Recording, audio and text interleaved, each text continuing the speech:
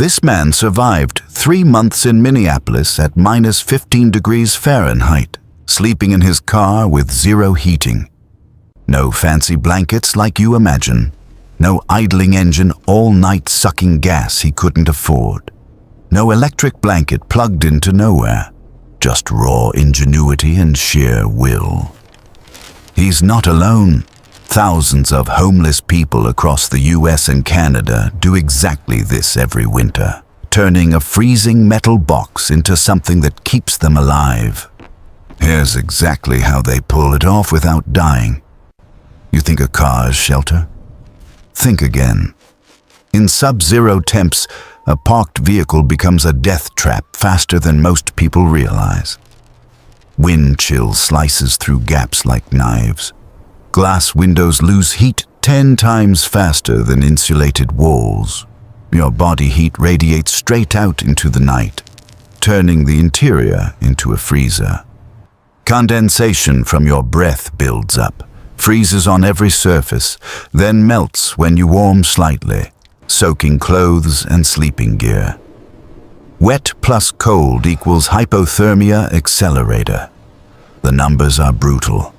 Hypothermia kills more homeless people in winter than any other cause, hundreds every year across the country, with spikes in places like California, the Midwest, and Northeast. Cars seem safer than a cardboard box on the sidewalk, but they trap moisture, steal body heat through the floor and roof, and give a false sense of security. One bad night, wet socks, poor ventilation, a forgotten crack in a window, and core temperature drops below 95 degrees Fahrenheit. Shivering stops. Confusion sets in. Then sleep becomes coma. Death follows quietly. But here's the twist most people miss. The smartest survivors don't fight the cold head-on. And they outsmart it with street science, low cost, scavenged materials, and physics anyone can understand. They turn the car into a microclimate cocoon that traps and reflects their own body heat instead of trying to heat the entire cabin like a house. No miracles. Just hacks born from necessity, tested night after freezing night. The real magic isn't a heater. It's stopping your body heat from escaping in the first place. These survivors treat the car like a giant sleeping bag with wheels. They focus on the big heat thieves: windows, floor, and moisture. Here are the top street-proven hacks, most costing under $20 or $30 if you scavenge smart. First, window insulation, the biggest radiative heat thief. Cover every inch of glass. Windshield, side windows, rear. Use cardboard cut to fit, and then layer reflective Mylar emergency blankets, shiny side facing in. Tape them down or wedge tight with sun visors or clothes. Mylar reflects up to 90% of your body heat back at you. Cardboard adds an air gap for insulation. Combined, this can cut heat loss through windows by 70 to 80%. A cheap bonus trick: bubble wrap taped bubble side out traps air pockets like mini insulation. Many survivors swear by this for rear windows. Second, floor and sleeping area layering to stop the ground chill. Never sleep directly on seats or floor. Lay rigid foam board or multiple layers of corrugated cardboard flat under your sleeping spot. Thickness matters, aim for 1 to 2 inches. Top with wool blankets, synthetic sleeping bags, avoid cotton. It holds moisture. Fold rear seats down if possible. Build a flat surface. Surround sides with more foam or piled clothes to trap air. These materials trap still air, the best insulator, breaking the cold conduction path from frozen pavement and metal. Third, body heat management and layering system. You're the furnace, don't waste the fuel. Dress like an onion. Base layer, moisture wicking synthetic or merino wool. mid-insulating fleece or wool, outer windproof shell, even a trash bag poncho in a pinch. Sleep in fetal position to minimize surface area exposed, cutting heat loss by about 30%. Hat on always head loses heat fast. Fill plastic bottles with hot water from a gas station microwave or hot tap. Wrap in a sock. Place at core stomach, groin, legs, feet. These act like hot water bottles, radiating heat for hours. And these three alone can raise the effective temperature inside your microclimate by 15 to 25 degrees Fahrenheit compared to a bare car. You can insulate perfectly and layer like a pro, but if moisture builds up unchecked, everything fails. Your breath, sweat, and any wet gear release water vapor that hits cold surfaces, condenses, freezes, then melts, turning your sleeping area into a swamp. Wet clothes lose insulation power fast.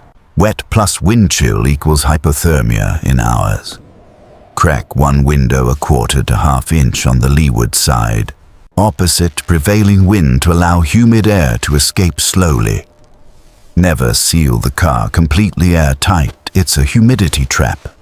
Place cheap silica gel packs, cat litter in socks, or rice in pantyhose near your head and feet to absorb excess moisture. Some use a small battery-powered fan pointed at the window crack to force circulation. Moving air carries vapor out before it condenses. Desiccants pull it from the air. This single change can keep bedding dry for weeks instead of hours. For safe mini heat sources, never run the engine overnight. Carbon monoxide kills silently. Use tea lights or small candles inside a metal can, raised on bricks for airflow. 1 or 2 candles can raise cabin temperature 5 to 10 degrees in a well-insulated car. Never leave unattended. Extinguish before sleep. Chemical hand warmers or toe warmers cluster 4 to 6 around core body areas inside the sleeping bag. They last 6 to 12 hours, no flame, no carbon monoxide.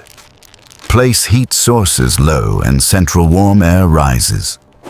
Combine with reflective mylar draped over the sleeping area like a tent to bounce heat back. These hacks turn a static cold box into a dynamic microclimate. You're creating a 3 to 4 foot personal bubble around your body that hovers 20 to 30 degrees warmer than outside. Location isn't luck, it's the fourth wall of your survival fortress. Face the car away from prevailing wind, usually west or northwest in Midwest winters. Rear or side toward wind creates a natural windbreak. Park under overpasses, beside tall buildings, near loading docks, or behind sound barriers, anything that cuts wind speed by 50% or more. Overpasses are gold, roof blocks, falling snow, pillars shield sides. Avoid open lots, riverbanks, low-lying areas where cold air pools. Rotate spots everyone to 2 nights Walmart lots, industrial areas, or 24-hour gym parking if allowed. Blend in among other cars so you look like a night shift worker. Dim interior lights completely. Blackout curtains help. Bonus, street tricks, newspapers or junk mail stuffed inside jacket and pants for extra air trapping layers. Trash bags as emergency vapor barriers line sleeping bag or wrap around legs and feet. If with a partner or pet, sleep back to back or curled together. Combined heat output raises microclimate temperature noticeably. Dogs and cats are living furnaces. Collect cardboard and newspapers during daylight to refresh insulation. Charge phone or power bank at public outlets for emergency flashlight or small fan. Some exhale toward a small cloth or balaclava to pre-warm inhaled air tiny edge, but every degree counts. Combine all these, Now, can survivors create a personal bubble 25 to 40 degrees warmer than ambient air without fuel or electricity? Here's the simple science that makes it click. You're not heating the entire car. You're heating yourself and trapping that heat in a tiny cocoon. Insulation creates air pockets and reflects radiative heat back. Layering and fetal position reduce exposed surface area. Moisture control prevents conductive heat loss. Safe heat sources add just enough to tip core temperature above the danger zone. Strategic parking slashes wine-driven cooling. At -15 outside, the cocoon might hover around 20 to 35 degrees cold, but survivable with good layering. Not cozy, not comfortable, just not lethal. But let's be brutally honest, this is survival, not thriving. A frostbite still happens on fingers and toes if circulation drops. Sleep is shallow and broken. Constant cold stress wears down the immune system. Carbon monoxide risk never fully disappears. Legal hassle getting towed or ticketed can wipe out weeks of progress. Many still end up in shelters or hospitals after one brutal storm. Hundreds die every winter anyway. Cars help, but they're no guarantee. Respect the people doing this. They aren't choosing adventure, they're out of options. What looks like clever hacks is born from nights wondering if they'll wake up. Some use their own breath strategically. Others share body heat with a dog or partner, because combined output is literally life-saving.